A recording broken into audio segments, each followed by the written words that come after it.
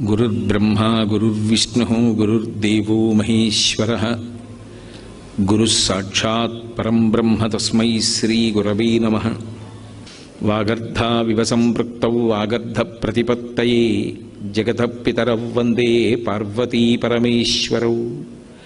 आपदामपहर्तारं दातारं सर्वसम्पदां लोकाभिरामं श्रीरामं भूयो भूयो नमाम्यहम्। श्रीरामचन्द्रं श्रितपारिजातं सीतामुखाम्बोरुहचञ्चरीकः समस्तकल्याणगुणाभिरामः निरन्तरं मङ्गलमातनोतु। हरि ओं। परमेश्वरस्वरूपैన సభకి నమస్కారం। ఆదిత్య వైభవము. ఆదిత్యుడు అంటే ఎవరో కాదు, సూర్యనారాయణమూర్తి.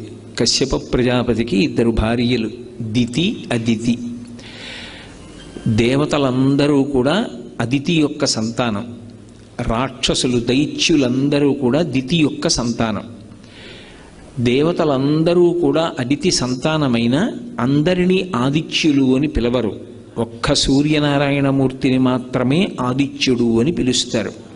అంటే కడుపారనివ్వాని కన్న తల్లి అని ఇంతమంది బిడ్డల్ని కన్నా సూర్యనారాయణమూర్తి తీసుకొచ్చినంత గౌరవాన్ని, ఆయన లోకహితం కోసం పడేటటువంటి శ్రమని ఇతరమైనటువంటి దేవతాస్వరూపములు ఏవీ కూడా చూపించినటువంటి కారణం చేత తల్లి అదితి తన పేరు చేత పిలవబడడానికి ఒక్క సూర్యనారాయణమూర్తి విషయంలోనే ఎక్కువ ప్రీతి చూపించింది.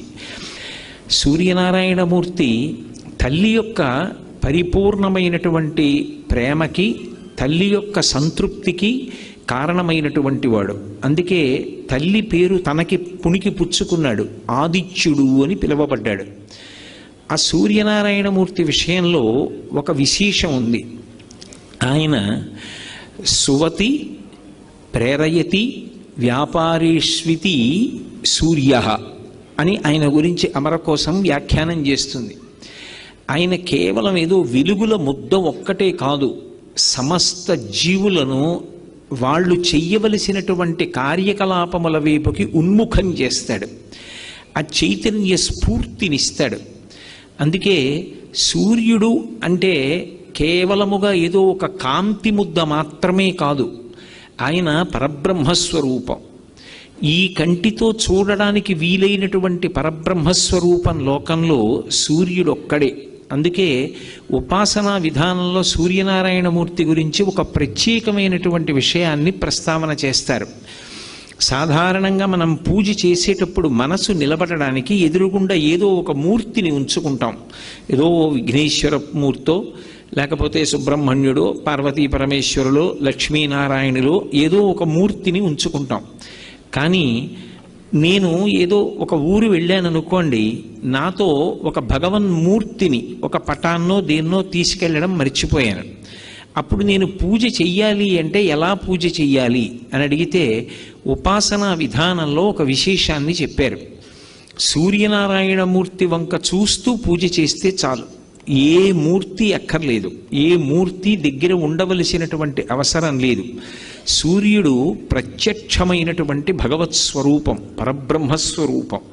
అటువంటి పరబ్రహ్మస్వరూపమైనటువంటి సూర్యనారాయణమూర్తి కన్నుల ముందు ప్రకాశిస్తూ దర్శనమిస్తూ ఉండగా ఏ మూర్తి యొక్క అవసరం లేకుండా, అంటే నా ఉద్దేశ్యం ఇంటి వద్ద ఉన్నప్పుడు అని కాదు, ఏదైనా ఊరు వెళ్ళినప్పుడు దగ్గర భగవన్మూర్తి లేనప్పుడు పూజ చెయ్యవలసి వస్తే సూర్యుణ్ణి దృష్టిలో పెట్టుకుని పూజ చేసేయచ్చు. ఆ పూజ పరిపూర్ణమైపోతుంది. అంత గొప్ప శక్తి ఒక్క సూర్యోపాసన విషయంలో సూర్యనారాయణమూర్తి యొక్క దర్శనం చేత సూర్య ఆరాధనగా, మూర్తి లేకుండా ఆరాధనని శాస్త్రం అంగీకరించింది.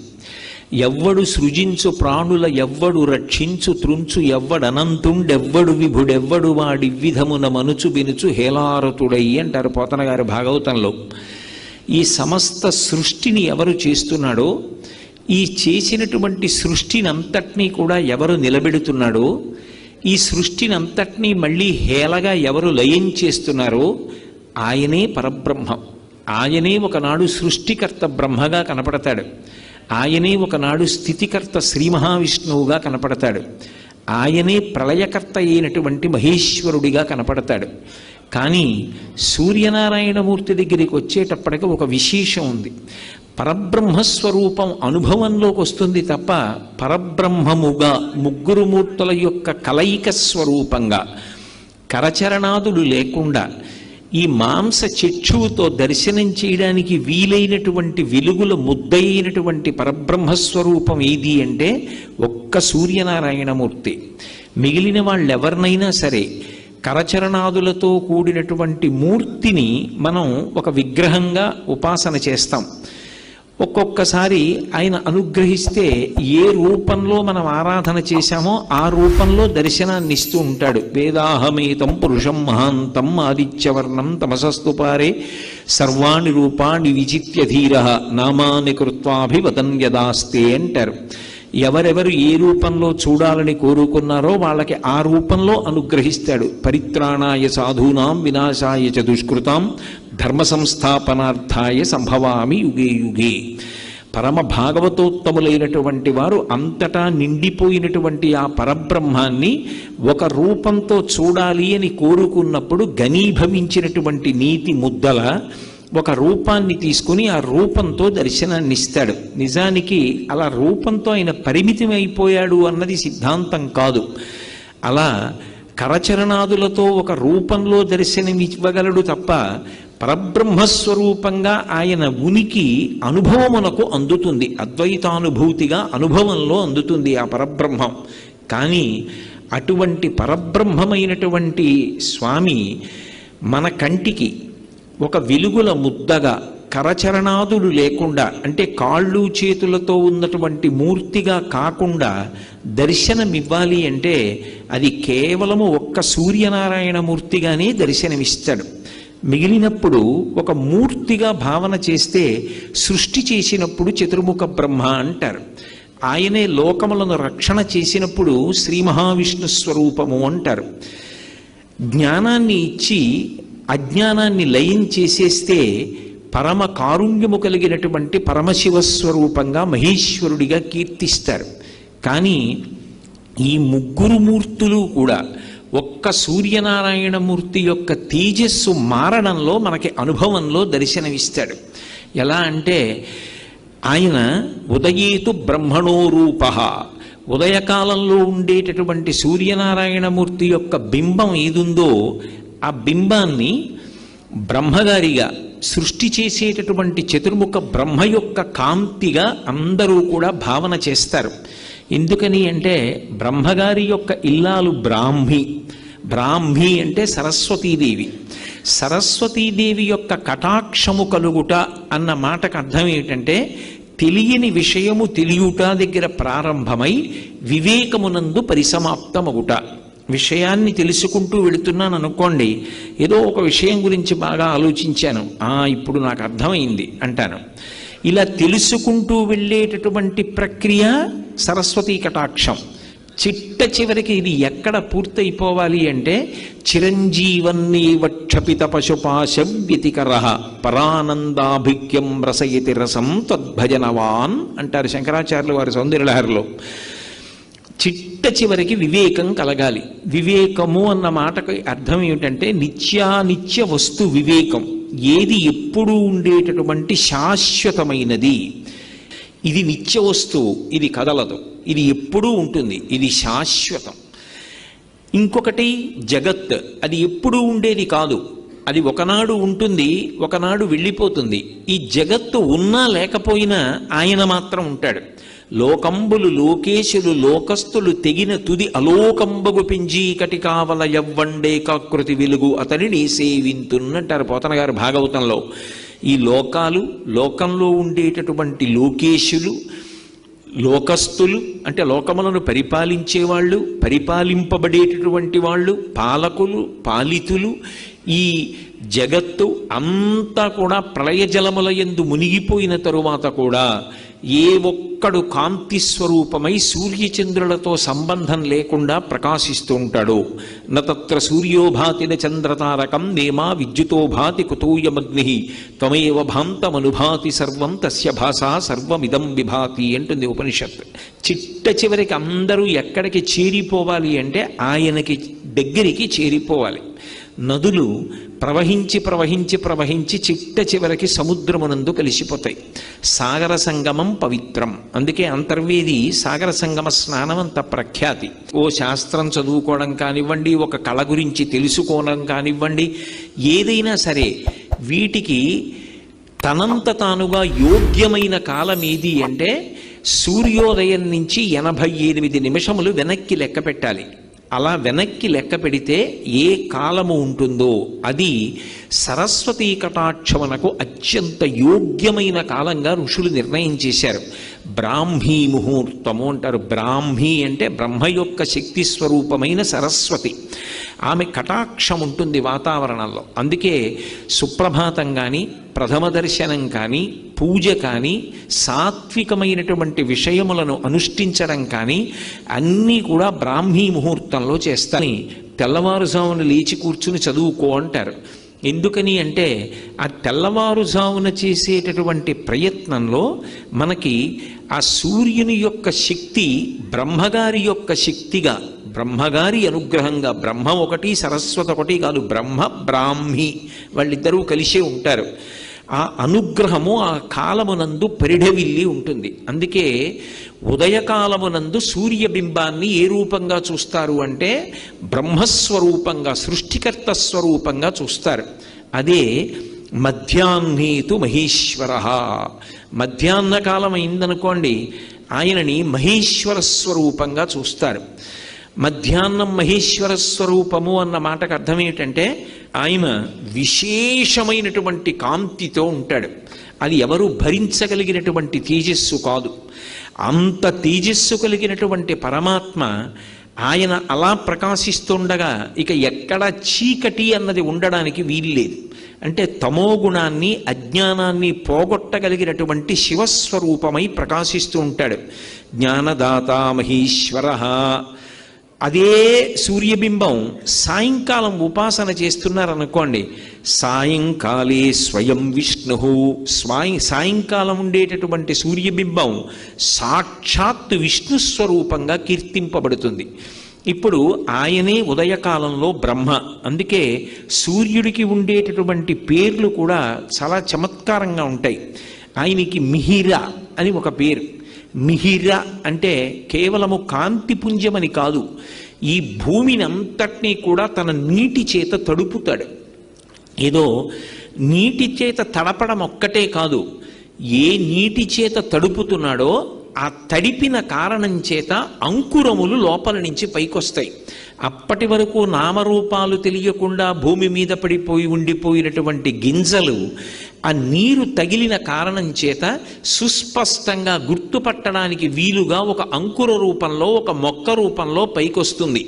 అంటే ఆయన మిహిర అన్న పేరుతో సృష్టి చేస్తాడు. సృష్టికర్త అయి బ్రహ్మగారై ఉంటాడు. అదే స్వామి పూష అని ఒక పేరుతో ఉంటాడు. పూష అన్న పేరు కలిగినటువంటి సూర్యుడు ఈ లోకములన్నిటినీ కూడా రక్షణ చేస్తూ ఉంటాడు. ఆయన అనుగ్రహం లేదనుకోండి అసలు ప్రాణుల యొక్క ఆరోగ్యం నిలబడదు. అందుకే ఆరోగ్యం భాస్కరాది చేత్ అని పేరు. ఆరోగ్యమునకు కారణం ఎవరు అంటే ఒక్క సూర్యబింబమే. ఆయన నుంచి వచ్చేటటువంటి వెలుతురు వలన, ఆ కాంతి కిరణముల వలన ఆరోగ్యం నిలబడుతుంది. ఇప్పుడు ఆధునిక కాలంలో వైద్యులు, శాస్త్రవేత్తలు కూడా అంగీకరిస్తున్నారు. సూర్య భగవానుడి యొక్క కిరణములలో ఉండేటటువంటి విటమిన్ డి వలన ఎముకలకు పుష్టి కలుగుతుంది, శరీరం పెరుగుతుంది అని అంగీకరిస్తున్నారు. కాబట్టి ఆయన లోకములకంతటికీ కూడా పోషకుడై రక్షణ కల్పిస్తాడు. సూర్యకిరణములు తగలని చోట ఒక మొక్క ఉంచారనుకోండి, ఆ మొక్క వడిలిపోతుంది, మాడిపోతుంది, ఆ మొక్క పెరగదు. సూర్యకిరణములలో ఉన్నటువంటి శక్తిని తీసుకుని చెట్లు తమ ఆకులలో పత్రహరితాన్ని తయారు చేసుకుంటాయి. ఆ పత్రహరితమును ఆహారంగా ఉంచుకుని చెట్లు వృద్ధిలోకి వస్తాయి. ఆ చెట్లు కాసినటువంటి కాయలు, వాటి పళ్ళు, ఆ ఆకులు, వాటి వేర్లు, వాటి కాండం అవి మనకి ఆహారం. అది ఒక్క మనుష్యులకే కాదు, సమస్త ప్రాణికోటికి. ఆ విధంగా ఆయన లోకములనన్నిటినీ కూడా పోషిస్తున్నాడు, లోకములను రక్షిస్తున్నాడు. సూర్య కిరణముల చేత ఎన్నో సూక్ష్మాంగ జీవులు నశించిపోతుంటాయి. సూర్య కిరణముల చేత తప్తమైన పదార్థములు ఏ ఉంటాయో అవి చాలా కాలం నిలవ ఉంటాయి. దుర్గంధం రాకుండా నిలవ ఉండేటట్టుగా ఒక పదార్థాన్ని తయారు చేయగలిగినటువంటి శక్తి సూర్య కిరణములకు ఉన్నది. ఆ ఒడియాలు పెట్టినప్పుడు ఆ తడితో, ఆ పిండితో కలిపి ఆ గుమ్మడి ముక్కల్ని, ముద్దగా ఉన్న వాటిని తీసుకెళ్ళి సూర్యకిరణములలో తప్తం చేస్తే అవి గట్టిపడి ఎండిపోయిన తర్వాత డబ్బాలో పెట్టి మూత పెట్టి నెలలు ఉంచినా సరే అవి ఏ విధమైనటువంటి దుర్గంధాన్ని పొందవు, అందులోంచి చెడు వాసన రాదు. సరికదా? ఎన్నాళ్ళైన తరువాత మీరు మళ్ళీ వాటిని వేయించుకుని తిన్నా అవి ఔషధీ విలువలను కలిగి ఉంటాయి. అలాగే మామిడికి సంస్కృతంలో ఒక విశేషమైన పేరు రసోవై సహ అంటారు. రసోవై సహ అంటే భగవంతుడు. రసాలము మామిడి చెట్టు, భగవంతుడి పేరు కలిగిన చెట్టు మామిడి చెట్టు. దాని ఆకులు శుభకార్యానికి చిహ్నం, దాని కాయలు, దాని పళ్ళు విశేషమైనటువంటి ఔషధీతత్వం. అటువంటి మామిడిని నిలవ ఉంచి 365 రోజులు ఇంట్లో ఉపయోగించాలి అంటే ఒరుగులు అని మా చిన్నతనంలో మామిడి ముక్కలు చేసి సూర్యతప్తం చేస్తారు, సూర్యకిరణములలో ఎండబెడతారు. ఆ ఎండిపోయిన మామిడి ముక్క సంవత్సరంలో మామిడికాయ దొరకనటువంటి సమయంలో వంటలో వాడుకుంటే మళ్ళీ మామిడికాయ తెచ్చి కోసి వంట చేసుకుని ఏదైనా ఒక పదార్థాన్ని తయారు చేసుకుంటే ఎటువంటి రుచిని అనుభవిస్తారో అదే రుచిని అనుభవించడానికి యోగ్యమైన స్థితిని సూర్యకిరణములు కల్పిస్తున్నాయి. కాబట్టి ఆయన కిరణముల యందు అంత శక్తి ఉంది. రోజు రోజుకి సూర్యకిరణములలో ఉండేటటువంటి శక్తిని గమనించి వాటి ద్వారా ఎంత విద్యుదుత్పత్తి చెయ్యవచ్చో కూడా ఇవాళ ఆధునికులు పరిశీలనం చేసి ఆయన అనుగ్రహం చేత ఇంట్లో దీపాల దగ్గర నుంచి ఎన్నో విద్యుత్ పరికరములను వినియోగం చేస్తున్నారు. అందుకే ఆయన స్థితికర్త, లోకములన్నిటినీ కూడా నిలబెడతాడు. నిలబెట్టేటటువంటి లక్షణం ఉన్నవాడు కాబట్టి ఆయనకి పూష అని పేరు. అలాగే ఆయనకి హంస అని ఒక పేరు. హంస అన్న పేరు ఆయనకి ఎందుకు వచ్చింది అంటే ఆయన చీకటిని తొలగతోస్తాడు. చీకటిని తొలగతొయ్యడము అంటే అజ్ఞానాన్ని పోగొడతాడు. సూర్యుడు ఉదయించాడు అనుకోండి, ఉత్తర క్షణంలో చీకటి అనేటటువంటిది ఉండడానికి వీల్లేదు. ఇంకా సూర్యోదయమైనది ఇక చీకటి ఉండదు. సూర్యోదయమైనది చీకటి పోయినది కాదు, అసలు సూర్యుడు వచ్చాడు చీకటి ఉండే అవకాశమే ఉండదు. చీకటిని పోగొట్టడం సూర్యుని యొక్క ప్రధానమైనటువంటి లక్షణం. అజ్ఞానాన్ని పోగొట్టడం, జ్ఞానం ఇవ్వడం శంకరుని యొక్క లక్షణం. జ్ఞానదాత మహేశ్వర అని. అందుకే హంస అన్న పేరు చేత జ్ఞానాన్ని ఇస్తాడు. లోకంలో ఆరోగ్యం కావాలి అంటే ఎవరిని ఉపాసన చెయ్యమని చెప్తారు అంటే సూర్యనారాయణమూర్తిని ఉపాసన చెయ్యండి అంటారు. ఇప్పటికీ పిల్లల దగ్గర నుంచి పెద్దల వరకు సూర్య నమస్కారాలు చేస్తారు. ఆ సూర్య నమస్కారాల్లో కేవలం 10 విధములైనటువంటి భంగిమలతో చేసే నమస్కారాలు ఉన్నాయి. అవి తేలికగా చెయ్యడానికి వీలుగా ఉంటాయి. ఆ సూర్య నమస్కారం చెయ్యడం కేవలము శరీరమునకు ఆరోగ్యం ఇవ్వడానికి ఒక్కదానికే కాదు, ఆ సమయంలో సూర్య బింబాన్ని ఉపాసన చేస్తారు మనసుతో. ఆ ఉపాసన చేసిన కారణం చేత దృష్టి నిలబెట్టడం కూడా అలవాటవుతుంది. దృష్టిని కేంద్రీకరించడం, ఒక విషయాన్ని పరిశీలిస్తున్నప్పుడు, ఒక విషయాన్ని చదువుతున్నప్పుడు, ఒక విషయాన్ని వ్రాస్తున్నప్పుడు దృష్టిని దాని మీదే కేంద్రీకరించగలిగినటువంటి శక్తి దేని వలన ఉత్పన్నమవుతుంది అంటే కేవలముగా ఆ సూర్య నమస్కారముల యందు శరీరము చేసేటటువంటి అనేక రకములైన వ్యాయామ ప్రక్రియ చేత ఆరోగ్యం పొందడమే కాకుండా మనసుని సూర్యబింబము యొక్క కదలికల మీద నిలబెట్టినటువంటి కారణం చేత కేంద్రీకరణ శక్తి కూడా పెరుగుతుంది. అంత గొప్పవి సూర్య నమస్కారాలు. కాబట్టి ఆయన జ్ఞానం ఇస్తాడు, హంస అని కీర్తింపబడతాడు.